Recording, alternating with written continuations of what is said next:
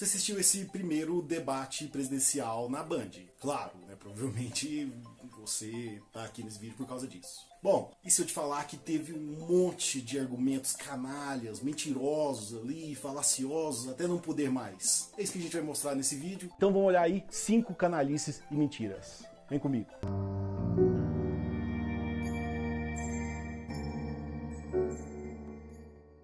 Aqui em casa, a gente acompanhou o debate como se fosse jogo de Libertadores. A gente tava, todo mundo ali com os olhos vidrados na tela. Beleza. Mas, claro, teve muita coisa ali que deu bastante raiva. Não só por posicionamentos políticos ou coisas nesse sentido, mas porque são argumentos canalhas mesmo. Coisa de pessoa sem caráter, de sofista. Então eu resolvi contribuir aí com o debate sobre a questão, analisando alguns deles. Claro, essa vai ser uma análise lógico, retórica, enfim, erística. Então não é necessariamente um trabalho jornalístico, o foco vai ser essa análise lógica e retórica. Então, sem mais delongas, vamos para o primeiro. Boa noite a todos. Eu vou fazer uma pergunta ao candidato Ciro Gomes com comentário do candidato Jair Bolsonaro. Candidato Ciro, a cobertura vacinal no Brasil vem despencando nos últimos anos. A cobertura para a vacina tríplice viral, que protege contra o sarampo e outras doenças, foi de 71% em 2021 e ainda não chegou a 50% nesse ano. A da poliomielite, que já chegou a ser de 96% em 2012, caiu a índices um pouco superiores a 67%. Queria saber do senhor em que medida o senhor acha que a desinformação sobre vacinas, difundida inclusive pelo presidente da República, pode ter contribuído, além de agravar a pandemia de Covid-19 e causar mortes que poderiam ter sido evitadas, também para desacreditar a população quanto à eficácia das vacinas em geral. E qual é a sua proposta para recuperar o Plano Nacional de Imunização, que já foi um orgulho nacional e uma referência para o mundo? Vera, não podia esperar outra coisa de você. Eu acho que você dorme pensando em mim, você tem alguma paixão por mim. Você não pode tomar partido num debate como esse, fazer acusações mentirosas a meu respeito. Você é uma vergonha para o jornalismo brasileiro. Mas tudo bem, não pedi a tua opinião. Não pedi a tua opinião. Olha só, já está apelando. Por favor, candidatos, por favor. Já está apelando. Por favor. Já está apelando, já está apelando. A senhora falou uma frase lá na CPI, o seguinte, frase tua, não é porque houve malversação de dinheiro público que devemos investigar. A senhora foi conivente com a corrupção na CPI, não achou nada contra mim, escondeu o Carlos Gabas, que desviou 50 milhões de reais e não foi investigado pela CPI. A senhora é uma vergonha no Senado Federal. E não estou atacando as mulheres, não. Não venha com essa historinha de atacar a mulher, de se vitimizar. Vera, você realmente foi fantástica, né? Deu oportunidade para falar um pouco de verdade sobre você. O primeiro trecho aí que a gente selecionou é o ataque da Vera Magalhães ao Bolsonaro. E aqui vai sobrar canalice para todo lado. Vai sobrar canalice dela, canalice dos outros candidatos e assim por diante. Para ficar mais claro isso aí, a gente vai ter que dividir em 2 pontos o comentário sobre essa primeira canalice aqui, tá bom? Vamos para o primeiro ponto, que é basicamente o seguinte. Vamos explicar o ocorrido. A jornalista, Vera Magalhães, tinha que fazer o seguinte. Você foi selecionado, não para debater, você não está ali para debater. Você foi selecionado para fazer a pergunta para um candidato e escolher outro para comentar a resposta daquele a quem você fez a pergunta. É isso, basicamente, né? Então você tem que se conter ali. A pergunta é para um, para o outro comentar. Beleza. Até aí, não tem nada de errado. Ela fez uma pergunta sobre a baixa na cobertura vacinal e assim por diante. Ok? Ciro ia responder. Bolsonaro ia comentar. Aí a Vera Magalhães coloca a coisa assim, olha, houve muita desinformação, né? E isso pode prejudicar aí justamente essa cobertura vacinal aí de várias doenças e tudo mais e tal. Mais uma vez, até aqui, tudo bem. A pergunta é lá, capciosa, né? A gente sabe ali mais ou menos a direção em que ela quer levar a coisa, mas ok, a pergunta vai. Só que, no meio da pergunta, ela pegou e acusou o Bolsonaro de ser uma das partes, ou talvez até o maior responsável do mundo por agravar esse problema. Perceba, na pergunta dela ao Ciro Gomes, sobre a questão para o Bolsonaro comentar, ela fez uma acusação ao outro que deveria comentar a resposta do questionado, ou seja, do Ciro Gomes. Qual a situação que é colocada aqui? Primeiro, a pergunta já pressupõe a veracidade do que ela está falando, e a veracidade do que deveria ser, por exemplo, questionado ou investigado, alguém deveria assumir ali a posição de defender ou acusar, ou mostrar provas e dados e assim por diante. Não, a pergunta dela já supõe, de início, que o Bolsonaro foi um agente de desinformação e que prejudicou aí todas as outras vacinas e assim por diante. E claro, tem uma canalice aqui toda. Por exemplo, a campanha do Bolsonaro, de fato, foi, em alguma medida, desestimuladora da vacina. Isso pode ter acontecido, sim. Vamos falar a verdade. Sim, isso pode ter acontecido. Mas daquela vacina, e não de todas as outras vacinas que foram mencionadas por ela. Então, essa é uma distinção sutil, mas da mais alta relevância. Mas é o ponto que eu quero comentar aqui, nem entrar nos méritos aí e tudo mais. Você está esperando aí eu falar sobre vacina, pode, vacina é ruim, vacina é bom e tudo mais e tal. Esquece, você vai se decepcionar. Não é o meu objetivo desse vídeo falar sobre isso aí, beleza? A canalice da questão é basicamente que, ao já impor essa acusação, o Bolsonaro teria que fazer o quê? Ou ele comentava o que o Ciro falou, então o Ciro falou, tem que fazer isso, vamos fazer aquilo, tudo mais e tal, que era o que deveria acontecer, naturalmente. E aí ele assumia a narrativa de que ele é o agente de desinformação e que faz as pessoas não vacinarem, anti-ciência e tudo mais, o que é obviamente terrível, né? E pelo menos o Bolsonaro não acredita que ele é esse tipo de pessoa.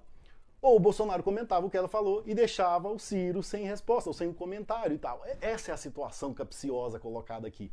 A falta de profissionalismo dela, que, poxa, ela realmente detesta o Bolsonaro, ela fala dia e noite, assim, mas muito frequentemente sobre o cara. Então, a falta de profissionalismo dela colocou uma bifurcação desnecessária sobre a questão e impediu, de fato, o segmento natural do debate. Ponto. Essa é a questão. Eu posso ilustrar isso aqui da seguinte maneira. Vamos pensar, por exemplo, num debate de um ateu e um cristão sobre a existência de Deus. Ok? Então, o ateu é questionado por um acadêmico, é selecionado um acadêmico que faria uma questão para o ateu e o ateu teria a sua resposta comentada pelo cristão. Esse é o combinado, ok? Então pronto. E aí, o acadêmico vai fazer a pergunta para o ateu e fala algo mais ou menos assim: senhor ateu, como é que você acha que a gente resolveria o problema desses debates que as pessoas, como o seu adversário cristão, não gostam de usar argumentos lógicos, nem consistentes, gostam só de sentimentalismo, gostam só de falar as coisas assim, de maneira totalmente subjetiva, sem alguma argumentação. O que você acha que dá para fazer isso aí, né? Como é que você acha que dá para resolver isso aí? Aí beleza, o ateu responde, não, a gente deveria lidar com isso, lidar com aquilo, e eu acho que o melhor argumento é assim, e a gente deveria ser isso. Beleza, o cristão vai ficar numa situação terrível, vai falar, pô, e aí? Eu comento a resposta do ateu, ou eu pego e falo, não, peraí, velho, eu dei argumentos, né, eu dou argumentos, não tem nada de subjetivo e sentimento e tudo mais e tal, eu dou argumentos aí, né. Então, para quem acompanha aí os debates apologéticos e tal, saberia que qualquer apologista ficaria, pô, indignado com uma pergunta dessas, porque ela já pressupõe um negócio que, se ele admitir e comentar a resposta do ateu, ele tá meio que aceitando que o que foi dito pelo acadêmico ali é verdade sobre ele. Então, pô, e aí, quem que você responde? Canalice. Ponto. Bom, agora vamos a uma segunda consideração ainda desse mesmo trecho. Qual é a situação aqui? A situação real, concreta. Bom, Bolsonaro sabe que a Vera Magalhães, jornalista, vive falar mal dele dia e noite. Atacar. Se é verdade ou não e tal, não é o mérito da nossa questão aqui. Bom, você sabe que uma jornalista ali te detesta e fala mal de você o tempo todo e tal. Aí o cara ficou indignado, ok? Tudo bem e tal. Ela atrapalhou o debate, como a gente mostrou no comentário anterior. Ela atrapalhou o debate inteiro e tal. Daí ele pegou e falou, você fica só me atacando, você não faz uma coisa séria, papapá e tal. Pronto. O que eles fizeram? E aí eu quero me solidarizar com a Vera. Nós temos que dar exemplo. Exemplo que, lamentavelmente, o presidente não dá quando desrespeita as mulheres, quando fala das jornalistas, quando agride, ataca e conta mentiras, como acabou de fazer. eu quero aqui aproveitar. Eu sou muito tranquila, vim na paz, bandeira branca. Só que, quando eu vejo o que aconteceu agora com a Vera, eu realmente fico extremamente chateada. Quando homens são tchutchuca com outros homens, mas vêm para cima da gente sendo tigrão, eu fico extremamente incomodada. Aí eu fico brava assim. E digo mais para você. Lá no meu estado, tem mulher que vira onça. E eu sou uma delas.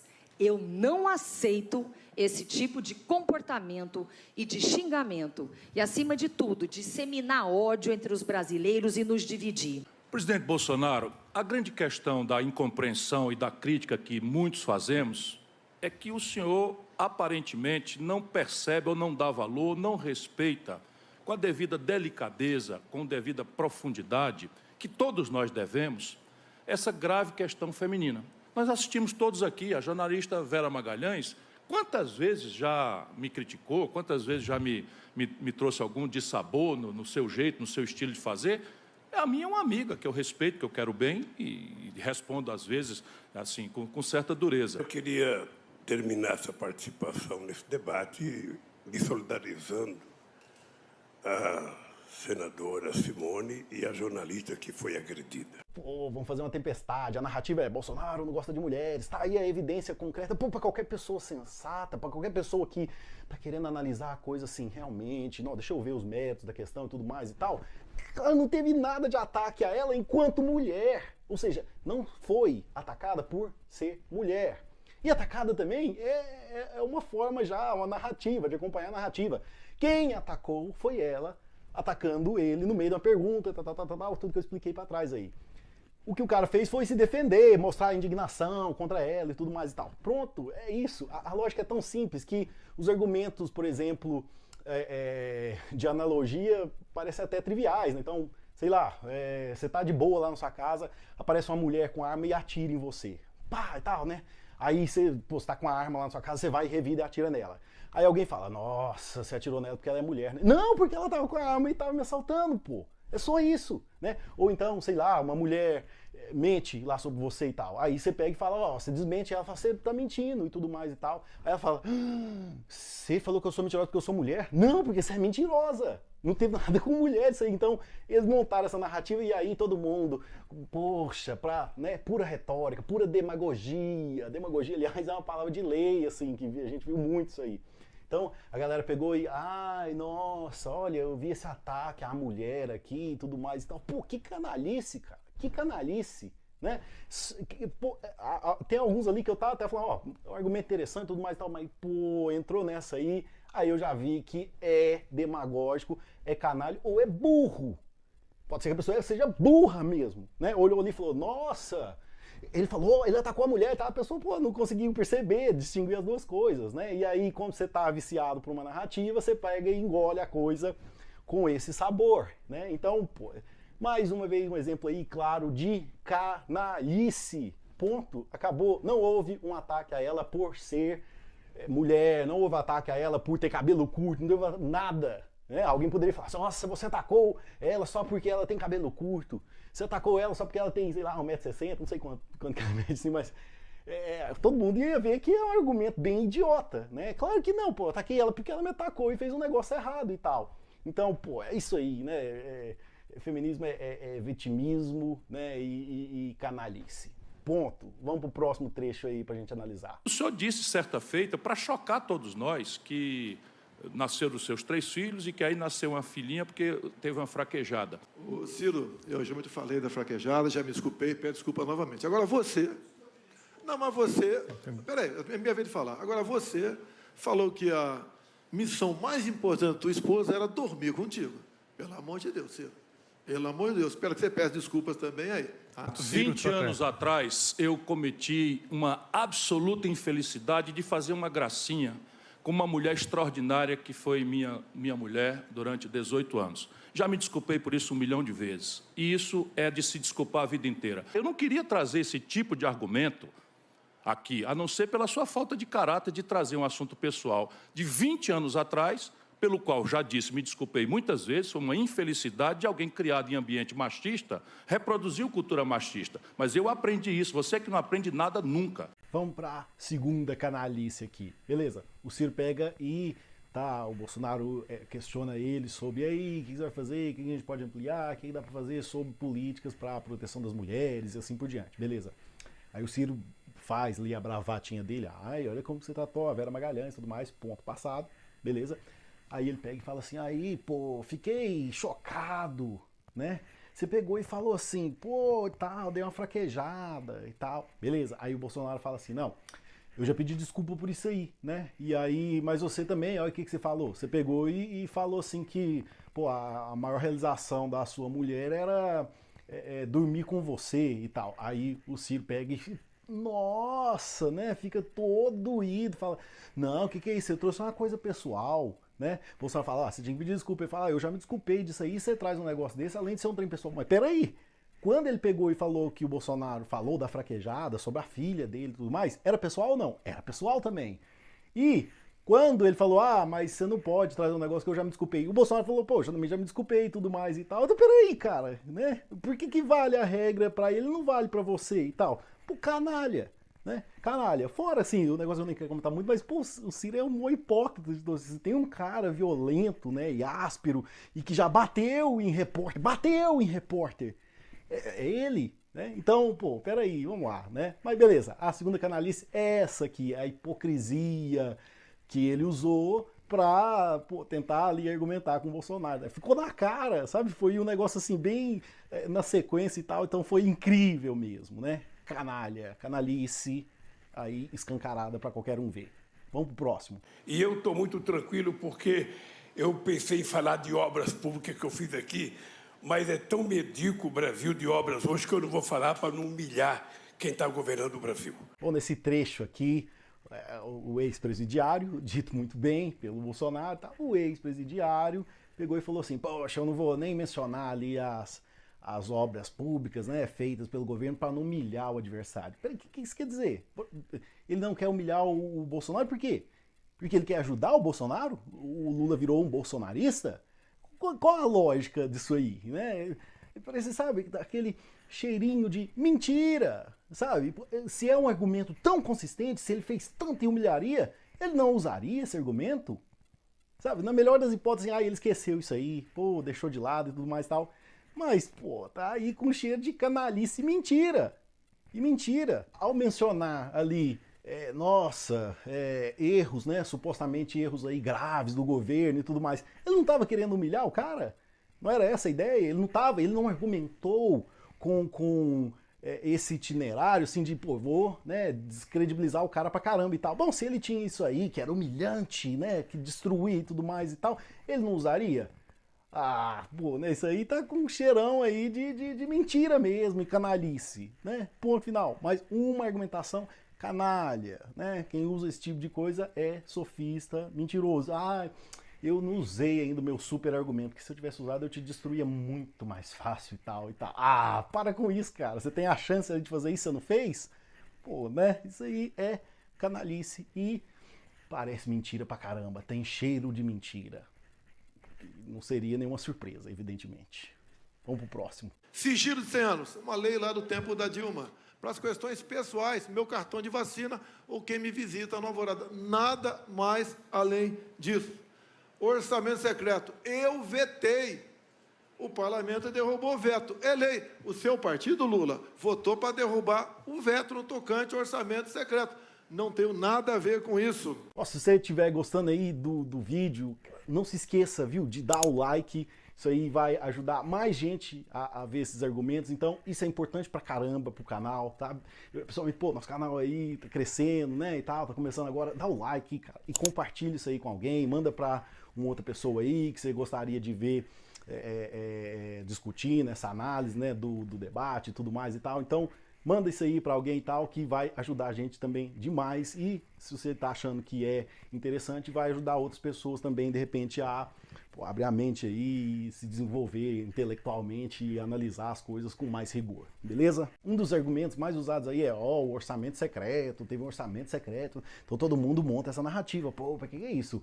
O Bolsonaro ali fez um orçamento secreto e tá escondendo alguma coisa de alguém e tal. Realmente é muito estranho, né? Aí, beleza, o Bolsonaro pega e responde o seguinte, olha, eu vetei e o parlamento e o congresso tal pegaram e aprovaram o negócio, então eu fui contra e aprovaram, beleza? O que você espera da argumentação normal aí, né? Se eles tivessem esse dado em mãos, eles diriam, não, mentira, você não vetou não, isso é mentira sua e tudo mais. É o único argumento plausível, né? A única tréplica plausível. Você acusa, você tem um orçamento secreto. Não, eu vetei, não, então eles aprovaram mesmo contra o meu veto. Beleza, aí qual que é a tréplica que se espera? Não, mentira, você não vetou não. Mas ninguém falou isso, a galera continuou usando o mesmo argumento, como se esse argumento, né, essa réplica do Bolsonaro não tivesse sido dada. Então, beleza, continua mantendo a narrativa, fala várias vezes e tal, você pode, pô, assim, não, explica e tal. Aí a galera pega e usa o mesmo argumento, não, acho que tem um nome, é ad nauseam. Você pega e dá o argumento A. Aí eu falo assim, não, o seu argumento A é errado por causa de B, deu uma contra-argumentação ali. Aí você simplesmente coloca A de novo, né? Às vezes só com uma nova roupagem, mas não tem nada substancialmente novo no argumento, que já foi respondido em B. Aí você fala, não, B, né? E aí o cara, A. Essa conversa é infinita. De nauseam, o cara vai repetindo isso aí até tentar ganhar no cansaço. Pô, a galera fez isso aí. Ninguém pegou e fez, não, Bolsonaro, você falou que fez um veto e tal, mas é essa argumentação que se esperaria e não teve. Então, pô, mais um sinal assim, claro, de canalice. Canalice. E parece, pô, que eles sabiam então ali e estavam mentindo. Né? O importante é a narrativa. Então, pô, esse cara aí tá com alguma coisa de corrupção muito feia, ele tá fazendo um orçamento secreto. Pô, velho, isso aí parece assim que é querer fazer claramente quem tá assistindo de trouxa. Vamos insistir nesse negócio aí e tal, porque pô, realmente pega mal pro cara, né? E aí, eu mesmo, quando eu ouvi falar sobre isso aí, eu fiquei, que coisa mais esquisita e tudo mais. Beleza, eu ouvi essa argumentação, cadê a contra-argumentação? Essa era uma oportunidade excelente, mas ninguém contestou o argumento dele em si. Então, pô, aí, mais uma vez aí, declaradamente, canalice. Apenas para dizer da irresponsabilidade de quem exerce o cargo de presidente da República, que me chamou 2 vezes de presidiário. Ele sabe a razão pelas quais eu fui preso. As razões pelas quais eu fui preso foi para ele se eleger presidente da República, porque era preciso tirar o Lula do pedaço. Eu, nesse processo todo, estou muito mais limpo do que ele ou qualquer outro parente dele, porque eu fui julgado, fui considerado inocente, sabe, pela Suprema Corte, pela primeira instância da ONU, pela segunda instância plena da ONU. Beleza, aqui, ó, a nova canalice, essa aqui, pô, ficou evidente para todo mundo e tal, né? Só, talvez não pro William Bonner, né? Mas o Lula insistiu várias vezes, eu sou inocente, eu fui inocentado e tudo mais. Não foi. Descondenado é diferente de inocentado. Então, basicamente, você tem um processo, tá?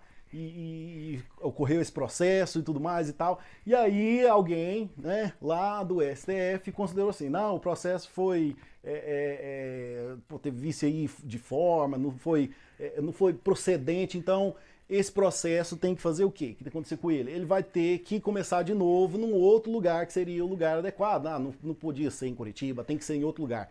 Beleza, isso não quer dizer que você foi inocentado. Agora vai ter que julgar de novo as acusações. Essa é a ideia, né? Então isso não quer dizer que você foi inocentado. E aqui, por exemplo, a gente pode montar uma fórmula lógica de afirmação do consequente. Então, por exemplo, para você ser inocentado, para uma pessoa condenada, né, ser inocentada, o processo que a condenou tem que ser anulado. Senão ela vai continuar condenada. Ok? Aí o processo é anulado. Aí conclui Inácio Lula da Silva e companhia, caterva, que ele foi inocentado. Não! Por que não? Porque isso é a afirmação do consequente. Ou seja, se X, então Y. Y, portanto, X não funciona. É falso esse argumento. Um jeito muito fácil aí de ilustrar é basicamente assim: olha, se eu estou em Patrocínio, estou em Minas Gerais. Estou em Minas Gerais. Logo estou em Patrocínio. Não! Uma condição necessária para estar em Patrocínio é estar em Minas Gerais. Mas não é suficiente estar em Minas Gerais para estar em Patrocínio. Então, quando ele fala, pô, né, eu fui inocentado, é claro que provavelmente é só mentira mesmo, enganação, tá? Mas, na melhor das hipóteses, é um erro lógico, né? Pô, não, cara, o seu processo foi anulado. Essa é uma condição necessária para você ser inocentado, mas não é o suficiente. Você pode ter um processo anulado e depois ser julgado, portanto, a instância ali que seria na ocasião, ou né, no tribunal que seria o adequado e tal, e ser condenado de novo, né, pelas mesmas provas e tal. Embora aí, né,